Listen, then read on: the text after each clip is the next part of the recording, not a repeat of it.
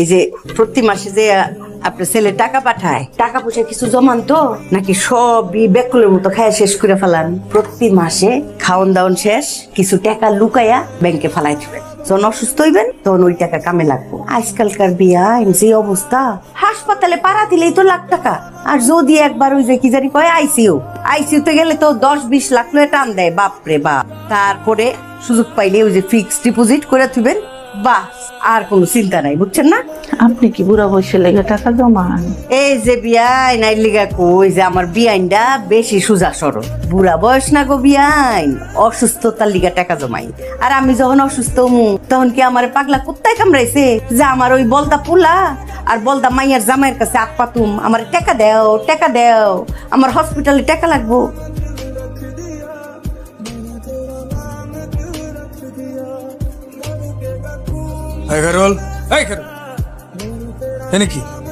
কি আবার অনেক ভোরবেলা উঠছি তো, তারপর আমার শরীরটা ম্যাজ করতেছিল, তাই একটু শুয়ে রয়েছিলাম। এখানে কেন শুয়েছিস? এমনি বিছানা আছে তাই। আস হাই কি শুরু করছো? আমাদের জন্য তো আমার মান সমান কিছু হইতেছে না। এই যে তোমার পোলা খায়রুল, সে করছে কি সবাই জানে যে আমার ছোট ভাই যায়া দারোয়ানের সাথে মিশে দারোয়ানের বিছানায় ঘুমায়। মানুষ তো আমার দেখে ওকে দিব ছিচি করবো। ঠান্ডা করো না, তুমি কথা বলো না। তুমি তোমার বাবার লগে এইভাবে কথা বলতেছো কেন? ও আম্মা, আমি আর পারতেছি না দেখে কইতেছি আমার লাজ আমার কিছু নাই। দোস্ত তুমগই, ও কি তুমগো রক্তের সম্পর্কের কোনো ভাই? আচ্ছা বিয়ে সাহেব, আপনি যে ওরে ঢাকায় নিয়ে আসলেন, আপনার একটাবার বোঝা উচিত ছিল যে ও ঢাকা শহরের যোগ্য কিনা। আপনি গ্রামের একটা বান্দরাই না শহরে ছাইরা দিলেন। আরে গ্রামের বান্দর শহরে আনলে তো সার্কাস দেখাইবো। একটা কথা আছে না যে বন্যেরা বনে সুন্দর, শিশুরা মাতৃ করে। ওর তো গ্রামেই ঠিক আছে, ও কি শহরে এসে বুঝে যে কেডা দারোয়ান কেডা লাচ্ছাপ? দূর ভাই ভুলে গেছে ভাই, আরো মাফ করে দে ভাই। আমার তো যা খাইছো সব আমি অফিসে গেলাম। আমি বুঝতে পারি নাই।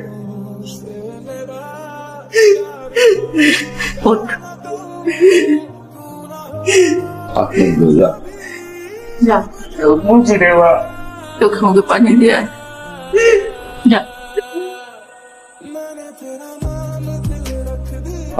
আমার এক গ্লাস পানি দাও।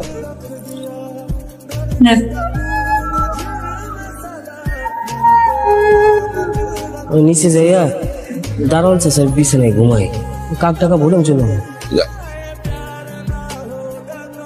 বেয়াই ঘুমাবেন না? ঘুম বেই ছোট্টটা জীবন, যদি ঘুমাই কাটা দেই তাহলে লাভ কি? তো কি করবেন? বাড়িতে হলে তো নদীর পাড়ে শুইয়া বইয়া আকাশের তারা গুইনা রাতটা কাটা দিতাম। তো এখন কি এখানে বসে আকাশের তারা গুনবেন? আকাশে তো তারা নাই। তাহলে যান ঘুমান। আপনি তো জানেন এই গফুর চাচার সাথে ঘুমানো তো নিষেধ। বাবারে যে ঘুমানোর জায়গাটা দিছে সেটা না বাবার লেগেই ছোট হয়ে গেছে। আমি ঘুমাইলে দুইজনের কেউই ঠিক মতো ঘুমাইতে পারে না, আর আমি চাই না আমার কারণে বাবার ঘুমানোর কোনো ডিস্টার্ব হোক। এই কারণে ভাবছি রাতটা ছাদেই কাটাই দেব। ভাই আপনি এত ভালো কেন বলেন তো? আচ্ছা শুনেন, আপনার বাবা যদি জানতে পারে আপনি সারা রাত এখানে বসেছিলেন না ঘুমিয়ে, তাহলে আপনার বাবা কষ্ট পাবে না? আচ্ছা আপনি কোন তো, আপনি ঘুমান নাই কেন? সেটা আপনার জানার দরকার নেই। ভাই আপনার কিন্তু আমি একটা কথা কইছি, মানুষ কখনো খারাপ হয় না, খারাপ হয় তার গুণাগুণ। আপনি আসলে একজন ভালো মানুষ, আপনার মধ্যে সব ভালো গুণ আছে।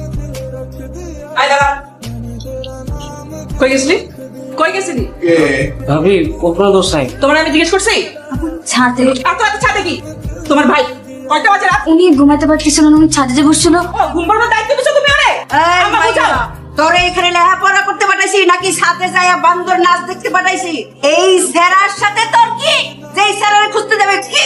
এই স্যারের সাথে আর এক মুহূর্ত না তোর লই যাবো। এই বাসায় তোর থাকতে হবে হারামজাদি। কি তোমার লাগে বাসা দেখতেছো? বাসাটা নম্বর খারাপ হইছে। তাই রে তুই সাথে গেছিলি কিলা? আমি তো বললাম না, আমি খুঁজে পাচ্ছিলাম না ভাইয়াকে, ভাইয়ার এখানে ঘুমাইতে কষ্ট হয়, এই জন্য আমি ছাদে ওনাকে খুঁজতে গেছিলাম।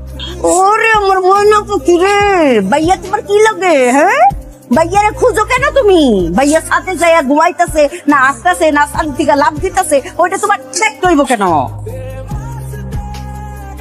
কি হলো এটা? তুমি তো একটা কথা বললে না, তোমার কোনো দায়িত্ব জ্ঞান নাই। আমি কি বলবো? আব্বা আছে না, আব্বার সামনে আমি কোনো কথা বলতে পারি?